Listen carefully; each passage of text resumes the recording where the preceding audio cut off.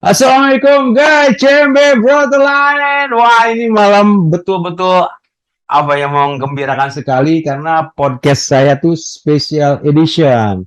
Special edition jaraknya guys antara Kerawang dan London, Inggris. Saya ketemu ketua pengawas IPRK yang sedang di sana. Coba kan saya say hello dulu nih. Halo Pak Pak Fatih, Pak Wazir. Halo, kedengeran? Halo, Assalamualaikum warahmatullahi wabarakatuh. Waalaikumsalam warahmatullahi wabarakatuh, Pak Ai. Ngapain ada di situ, Pak Ai itu? Coba jelasin dong tempatnya di mana. Terus ngapain juga di situ, Iya, Pak Ai? kebetulan saya sekarang lagi di kota Brighton namanya ya. Brighton. Ini ada di kampus anak saya, Sussex University atau lebih dikenal dengan University of Sussex. Oh. Adanya di Brighton di selatannya London. Apa namanya? Insya Allah besok anak saya diwisuda. Jadi ada graduation ceremony di kota Brighton. Dan sekarang ini saya lagi pengen tahu kampusnya Jasmi anak saya ini seperti apa gitu. Ya. Oh, mungkin bisa dilihat surroundingnya ya. Dalam rangka ini apa wisuda ya? Iya, dalam rangka menghadiri wisuda anak saya. Kotanya Brighton dan ada sedikit apa namanya cerita lah bahwa lagu pertama dari Queen yang saya pernah nyanyikan di panggung itu judulnya Brighton Rock dari Queen. Yang gimana tuh? Saya sekarang ada di kotanya di Brighton. Wah, luar biasa. Mbak, ini saya mau tanya nih, ini putranya Pak Ai itu arahan siapa harus sekolah di situ jauh-jauh? Kalau diarahkan tidak, ya. Tapi mungkin lebih kepada cerita bahwa saya pernah sekolah di US dan kemudian mungkin anak saya juga sempat membaca buku yang saya tulis Lost in the USA, sehingga mungkin ada keinginan juga untuk bersekolah di luar negeri seperti saya dulu pernah bersekolah di sana di Amerika. Arahkan tidak, saya betul-betul membebaskan anak saya untuk bersekolah dimanapun. Ambil jurusan apa itu, Pak? Jasmine ini mengambil jurusan marketing. Manajemen marketing. Jadi gelarnya itu Bachelor of Science insya Allah. Sebetulnya sudah lulus ya tahun kemarin. Tapi tahun kemarin itu karena masa pandemik wisudanya tuh online dan Jasmine ingin wisudanya offline. Jadi tertunda 1 tahun. Insya Allah besok ada seremoninya. Nah, baik. Ini kenapa harus di luar negeri nih? Soalnya kan di Indonesia juga banyak yang cukup bagus kan. Nah, kenapa tuh Pak bisa sampai ngambil di Inggris, di London? Oke. Saya yakin sekali kualitas pendidikan di Indonesia tidak kalah dengan kualitas pendidikan di luar negeri ya. Cuman lebih yang mungkin ada nilai lebihnya ini pertama buat saya adalah kemandirian. Bagaimana anak saya bisa hidup sendiri di negara lain ya.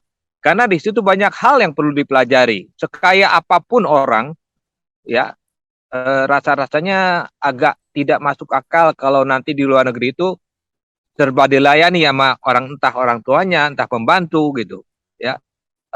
Karena orang bulenya sendiri yang kaya sendiri nggak punya pembantu, udah nggak ya, kecuali mungkin keluarga kerajaan di sini atau mungkin ningrat ya. Tapi orang-orang yang kaya biasa ini terbiasa untuk melayani dirinya sendiri, mandiri ya, piring, baju, bersihin rumah, itu dilakukan oleh mereka sendiri walaupun mereka tergolong kaya gitu. Jadi kalau anak saya pun tinggal di sini ya harus melakukan hal-hal tersebut. Sementara di Indonesia nggak kaya-kaya banget udah bisa menggaji pembantu, setrika, cuci baju, makan. Kalau nggak dilayani sama pembantu, ya dilayani sama ibunya. Ya. Jadi ini lebih kepada pelajaran kemandirian. Itu satu. Dua, tentunya saya memberikan uang uang saku yang harus dia manage selama sebulan. Waduh. Saya kasih uang bulanan. Iya, Ini juga anak saya tentunya belajar memanage keuangan sehingga cukup untuk sebulan. Memanage makannya, memanage transportasi, memanage untuk komunikasi, itu harus diatur dengan benar. Kalau nggak mau sampai kehabisan. iya, kebayang kalau banyak kehabisan. hal yang bisa dipelajari. Iya. Iya. Banyak hal yang bisa dipelajari ketika memang seseorang itu jauh dari orang tuanya. Kebayang tuh Pak, kalau 1 bulan uangnya kehabisan, dia harus gimana? Berarti betul-betul harus memanage uang yang dari orang tuanya itu harus pas gitu ya Pak, setidaknya. Iya, iya, emang dari awalnya sudah diwanti-wanti uang yang saya kirim itu harus cukup dalam sebulan. Ya tentunya kita kasih kisi-kisi bagaimana caranya gitu. Di antaranya tentunya nggak ada tuh tiap hari makan di luar. Dia harus belajar masak sendiri.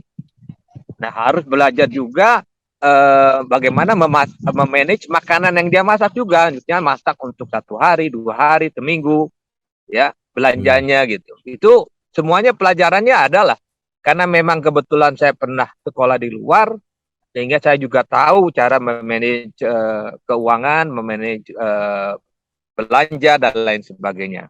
Sebetulnya kalau dibilang sama juga kalau gitu, kenapa nggak dipasantrenkan saja? Toh ada kemandirian di sana. Betul. Kalau di pesantren makin masih ada pengawas ya.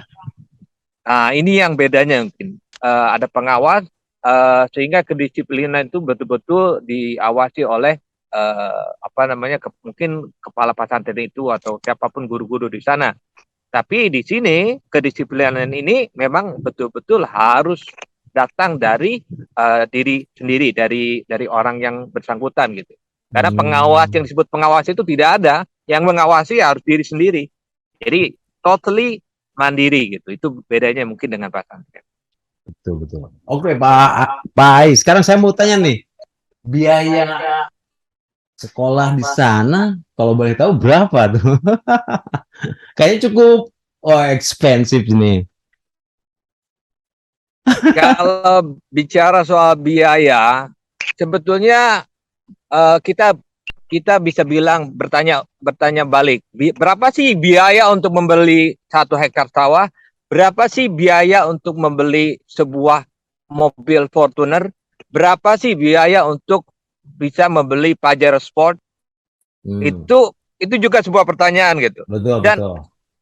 Dari semua pertanyaan tersebut, saya bilang saya nggak punya sawah, nggak 1 hektar, nggak setengah hektar, nggak 100 meter.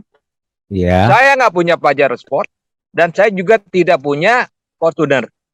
Ya. Tapi kan Pak Ais punya rumahnya di tempat elit di Kerawang, ya kan?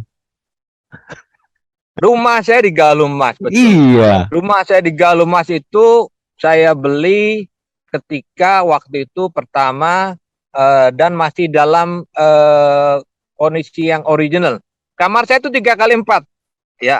Jadi bukan berarti tinggal di Galumas itu orang-orang kaya yang luar biasa. Kalau kamar 3x4 mana mungkin bisa disebut orang kaya raya gitu. Tempat tidur saya nomor 3 waktu itu. Ya, berdua dengan istri saya, alhamdulillah jadi kemesraan semakin ada karena tempat tidurnya sempit gitu. Ya. Jadi tidak semua orang yang tinggal di Galumas itu memang orang kaya gitu. Itu masalah pilihan lokasi saja. Ada orang yang tinggal di Cilamaya atau mungkin di Rengas Dengklok, tapi rumahnya 1 hektar. Kamarnya ukurannya bukan 3x4, bukan 30x40 kayak lapangan bola. Betul. Ya, tidak berarti orang yang tinggal di Galumas itu orang kaya raya. Betul. Saya bersyukur loh. Saya sangat bersyukur dari apa yang Allah berikan, dari segala kenikmatan yang sekarang saya dapat. Rumah, keluarga, bisnis, anak, ya semua saya syukuri. Nggak ada yang saya sesali sama sekali. Saya bersyukur. Nah, itu kembali tadi masalah biaya, Pak.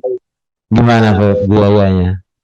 Di biaya Nah, anaknya biaya sekolah. ini yang akhirnya yang ingin saya katakan Ah, itu bicara soal prioritas sebetulnya.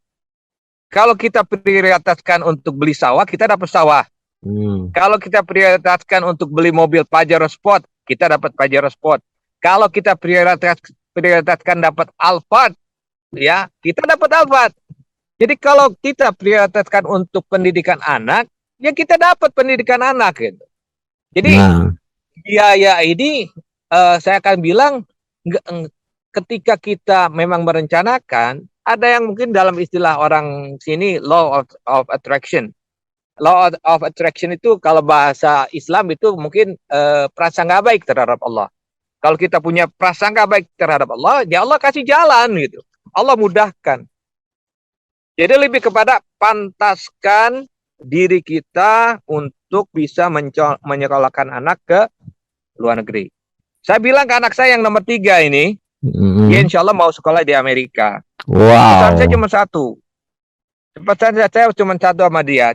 Pantaskan diri kamu di mata Allah untuk bisa sekolah di Amerika. Saya tidak akan mendoakan kamu untuk bisa bersekolah di Amerika. Saya akan mendoakan kamu untuk bisa bersekolah di tempat yang terbaik buat kamu. Entah itu di Amerika. Kalau pantasnya di Amerika, Allah akan mudahkan untuk kamu sekolah di Amerika. Jadi pesan saya ya pantaskan diri kita untuk apapun yang kita mau gitu. Betul, Ya, betul, pantaskan di mata Allah gitu. Ya tuh pantaskan ini dengan ikhtiar yang maksimal. Itu berarti kita sudah membataskan diri. Kalau sudah batas pantas kemudian Allah memutuskan yang lain, berarti Allah lebih tahu mana yang terbaik buat kita. Oke, Pak. Ini saya rasa Pak Ai memilih investasi pendidikan ketimbang investasi properti nih. Kayaknya kayak gitu nih. Kenapa, Iya, Pak Ai? iya, iya.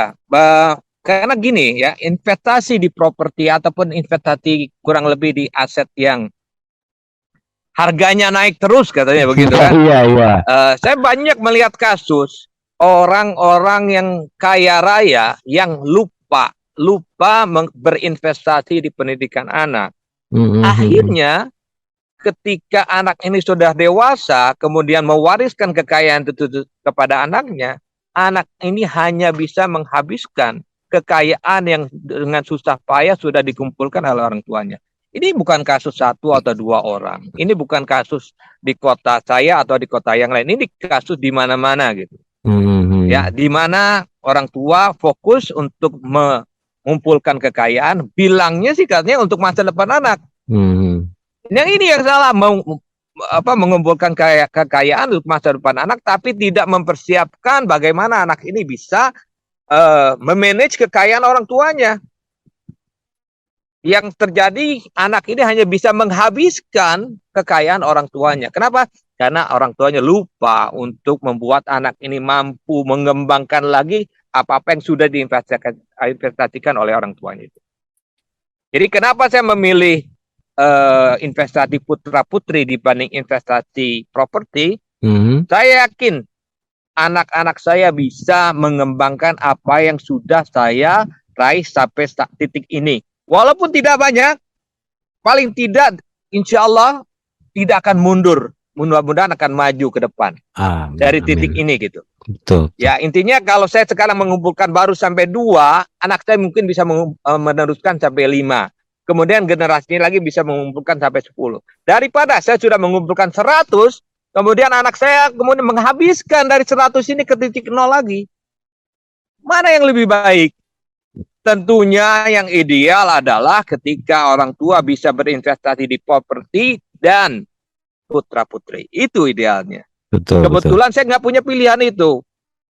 Saya cuma punya pilihan mau properti atau putra-putri. Dan saya lebih memilih investasi di putra-putri. Luar biasa. Ini bagian dari pencerahan nih. CB Borderline, Pak Pati Bawajir. Beliau adalah my teacher. My teacher. Dan saya mau... Sama-sama kita sharing. Ya, sharing, Pak. Saya mau tanya nih, Pak. Setelah anak lulus, apa yang Pak Pak Wazir harapkan? Saya tidak punya pengharapan yang khusus buat saya, Wah, karena hidup dia adalah miliknya gitu. Ya, kehidupan dia tentunya milik anak saya. Nggak boleh saya yang menentukan. Dia mau meneruskan usaha saya, dia mau punya usaha sendiri, dia mau bekerja, pilihannya. Ya, pilihannya. Jadi harapan saya tentunya dia secara umum bisa meneruskan, bisa menjadi manusia yang bermanfaat bagi orang lain. Itu aja. Ya. ya itu di Sussex apa ya? University ya, Pak? Sussex, University of Sussex namanya ya. Ini kita lihat. Boleh dilihat tuh, Pak. Saya pengen lihat dong. Wow. Oke, kampusnya ya. Itu Kita, kampus. Oke, bentar. Nah, ini Itu apanya itu, Pak? library-nya ini. Oh, laboratorium. Perpustakaan ini. Oh, perpustakaan. Kebetulan memang kampusnya lagi off ya, summer ya. Oh iya. Ini summer tapi udara lumayan buat kami ini sejuk lah kayak Bandung banget. Ini padahal musim panas. Oh, sejuk di situ, Pak. Ya, ini summer. Dan saya banyak melihat mahasiswa yang berkerudung. Bahkan tadi saya salat dia di musola. Oh, ada musola. Wah, subhanallah. Ada musola kampus, ya. Alhamdulillah, ini anak saya. Aduh, hai Yasmin. Yasmin ya. Lulus nih mau ke Indonesia ya. Nanti ini salah satu generasi muda luar biasa nih untuk membangun Indonesia. Ya. Halo Yasmin. Halo Kang Didin, sehat? Alhamdulillah sehat. Gimana sekarang persiapan ini? Persiapan kelulusan? Iya, persiapan kelulusan besok. Tadi sih udah cek tempat apa seremoninya, tapi bukan di kampus.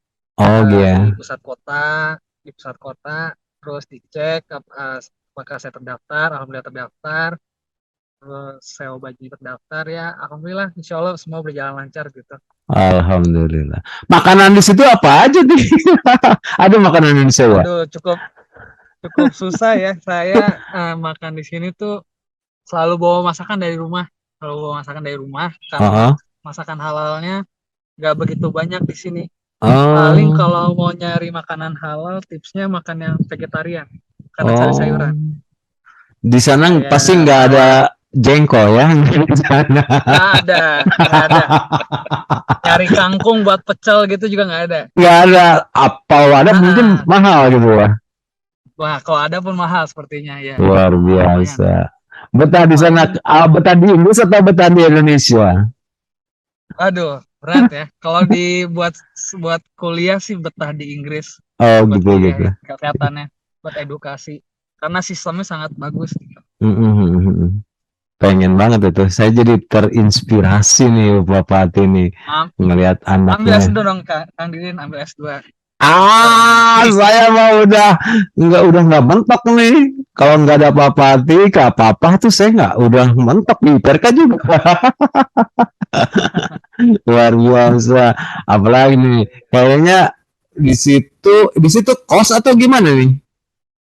Aku tinggal di kos, tapi kalau di sini tuh rata-rata orang tinggal di apartemen. Apartemen gimana isinya mahasiswa semua, jadi namanya student house. Oh, khusus untuk mahasiswa ya? Iya, khusus mahasiswa. Tapi kalau aku tinggal di kos-kosan di mana isinya para pekerja. Wow, Pak bener putranya nih. Iya, luar biasa. Pak putranya benar-benar mengkondisikan uang bulanan ini kayaknya. Iya nggak Pak? Ya, tapi betah sih, Iya, pasti enak sih. Iya, nikmat aja sih, nggak ada rasanya gimana. Pasti ya, di sana nyaman kayaknya ya. Nyaman banget, apalagi ini perpustakaannya udah umurnya 60 tahun lebih nih. Pak, di situ ada itu nggak, Pak? Ada kenaikan minyak goreng nggak? Just kidding, just kidding, just kidding. Kembali lagi, Pak, Ya, ini harus dikupas nih, Pak, karena saya berpikir Pak ini emang sudah, saya mau sudah baca bukunya Lost in USA ya. Artinya Pak sudah memberikan pembelajaran pada putra-putrinya. Saya sudah lama di Amerika, kan gitu Pak ya. ya. Artinya di situ Pak di Amerika belum banyak orang tahu di sana ngapain di Amerika. Sekarang anaknya di Inggris gitu. Ya, kalau saya terus terang ke Amerika itu karena ingin mempunyai ilmu yang punya nilai jual tinggi dan tentunya bermanfaat. Waktu itu saya tidak diterima di UI dan ITB.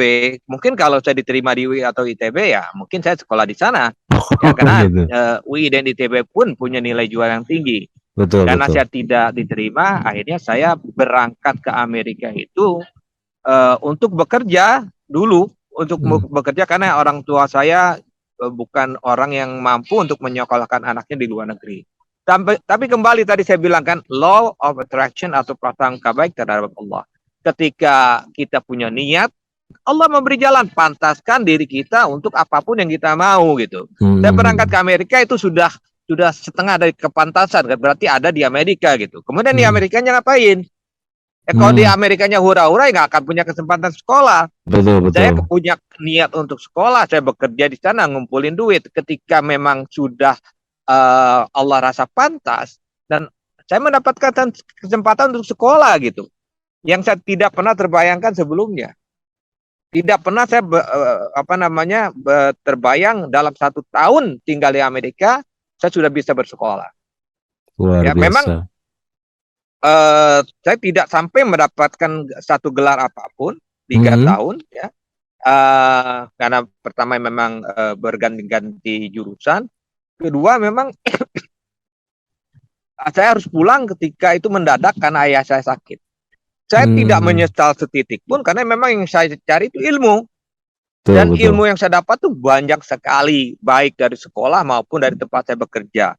Jadi tujuan saya pergi ke Amerika itu berhasil kalau saya bilang dalam ukurannya gitu. Saya mempunyai ilmu-ilmu yang bisa memberi manfaat kepada orang banyak. Jadi menurut saya itu yang lebih tepat, bukan punya ilmu dengan nilai jual tinggi, lebih kepada ilmu dengan nilai manfaat yang tinggi ya.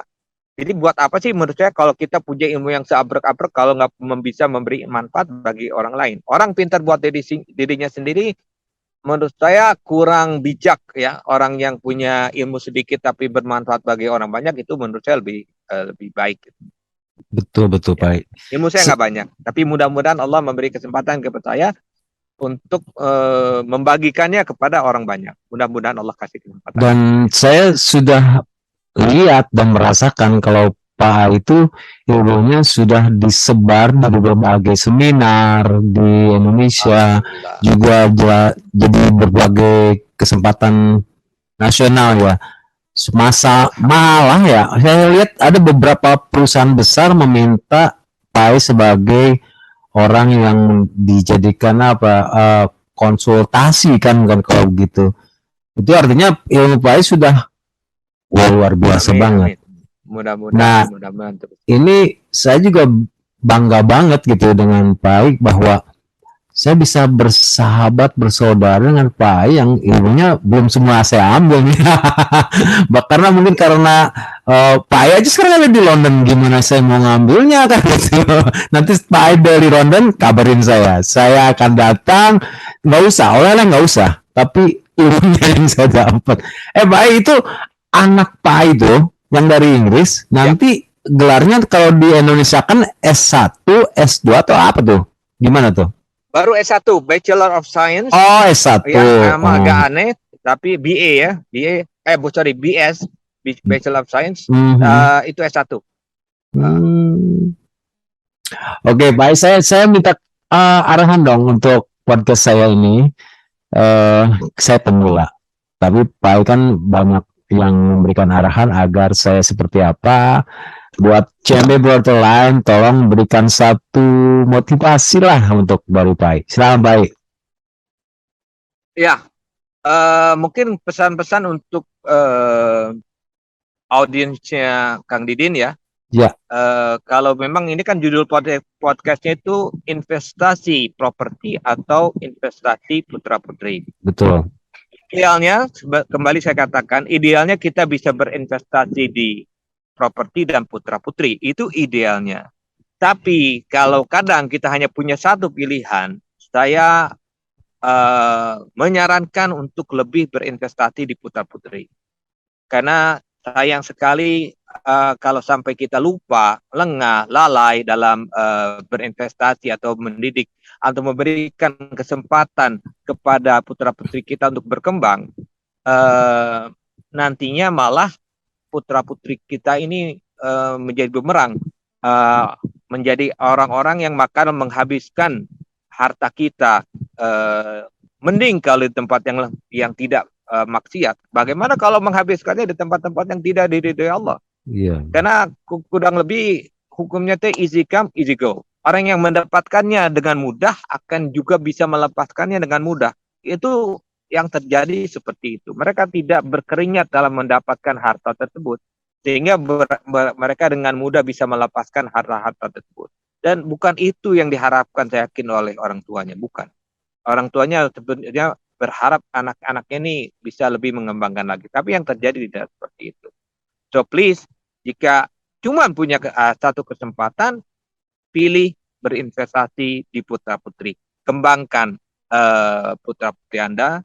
Beri mereka kesempatan untuk gagal. Ini yang kadang-kadang tidak diberikan kepada putra putri kita. Putra putri kita ini seperti dijaga terus agar tidak gagal, padahal kesempatan untuk gagal itu akan membuat mereka berkembang.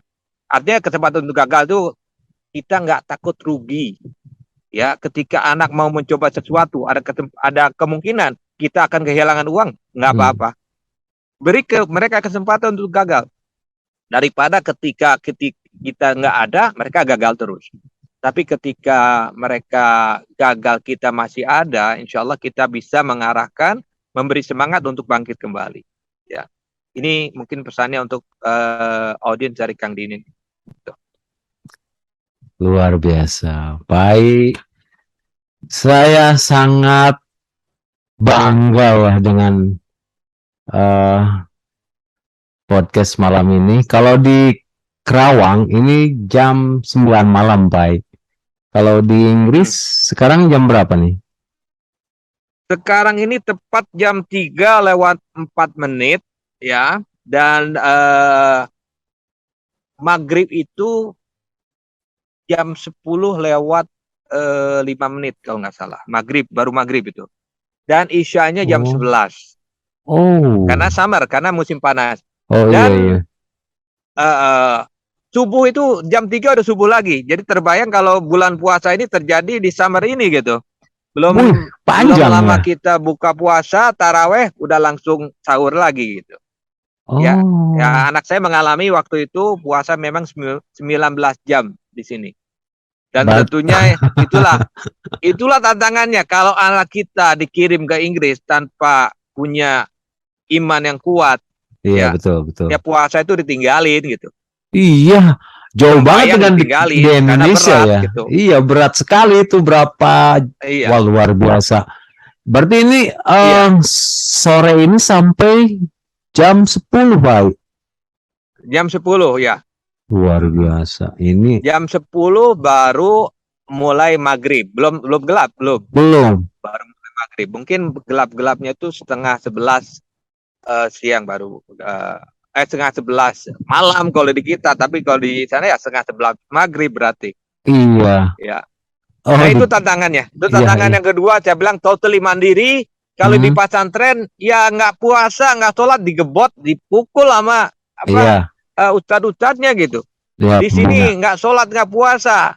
Ya dengan alasan begitu panjangnya waktu puasa atau begitu telatnya waktu sholat isya, mesti nunggu jam 11, mungkin nggak ada yang tegur, nggak ada yang apa-apain gitu.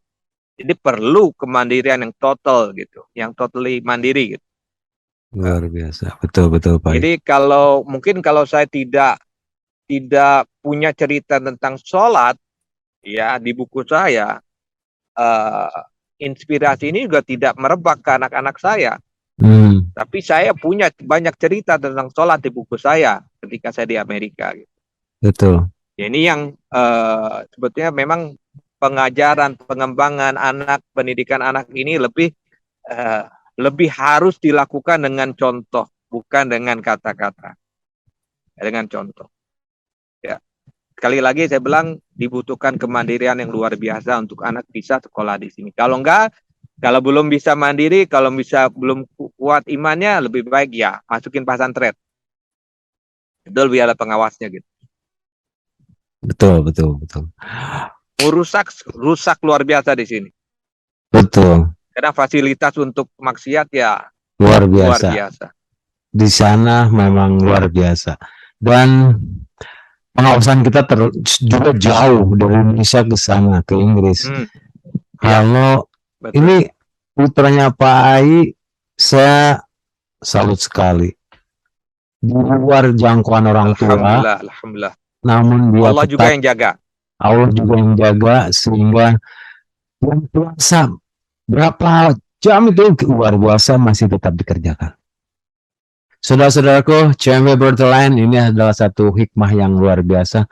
Selain Pak Patiba Wajir memilih investasi di pendidikan, ternyata mengajarkan putra-putrinya untuk tetap beriman.